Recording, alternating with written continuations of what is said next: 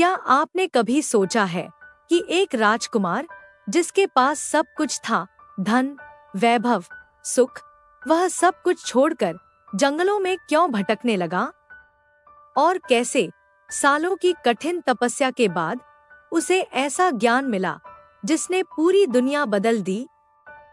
आज की यह कहानी सिर्फ एक कहानी नहीं है, यह है सत्य की खोज, आत्मा की जागृति। यह कहानी है गौतम बुद्ध के ज्ञान प्राप्ति की। बहुत समय पहले कपिलवस्तु नाम के राज्य में एक राजकुमार का जन्म हुआ। उसका नाम था सिद्धार्थ। राजा शुद्धोधन के पुत्र, रानी महामाया के लाल। जन्म के समय ही भविष्यवाणी हुई, यह बालक या तो महान सम्राट बनेगा या फिर संसार का सबसे बड़ा सन्यासी। राजा नहीं चाहते थे कि उनका पुत्र सन्यासी बने, इसलिए उन्होंने सिद्धार्थ को हर दुख से दूर रखा। महल में केवल सुख ही सुख, ना कोई दुख, ना कोई कष्ट। एक दिन सिद्धार्थ महल से बाहर निकले और उन्होंने 4 ऐसे दृश्य देखे जिन्होंने उनकी जिंदगी बदल दी। एक बूढ़ा व्यक्ति, एक बीमार व्यक्ति, एक मृत शरीर और एक शांत सन्यासी। सिद्धार्थ चौंक गए। क्या हर इंसान बूढ़ा होता है? क्या हर कोई बीमार पड़ता है? क्या मृत्यु निश्चित है? इन सवालों ने उनके मन को हिला दिया।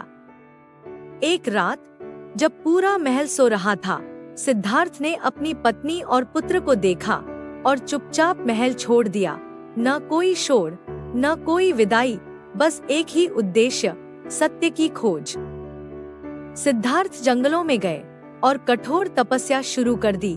कई दिनों तक भोजन नहीं, शरीर कमजोर, लेकिन मन अडिग। उन्होंने सोचा शायद कष्ट सहने से ही ज्ञान मिलेगा, लेकिन सालों बाद भी उन्हें सत्य नहीं मिला। एक दिन उन्हें एहसास हुआ, अत्यधिक सुख भी गलत है और अत्यधिक कष्ट भी। सही रास्ता बीच का है, यही था मध्यम मार्ग। सिद्धार्थ एक वृक्ष के नीचे बैठे और संकल्प लिया, जब तक सत्य नहीं मिलेगा मैं यहाँ से नहीं उठूंगा। उन्होंने गहरा ध्यान शुरू किया। मन के सभी विचार शांत होने लगे, अंदर की आवाज स्पष्ट होने लगी। कहा जाता है कि उन्हें कई प्रकार की मानसिक बाधाओं का सामना करना पड़ा, भय, मोह, भ्रम, लेकिन उन्होंने हार नहीं मानी। और फिर एक रात पूर्णिमा की चांदनी में उन्हें सत्य का बोध हुआ, जीवन का सत्य, दुख का कारण और मुक्ति का मार्ग। वही सिद्धार्थ अब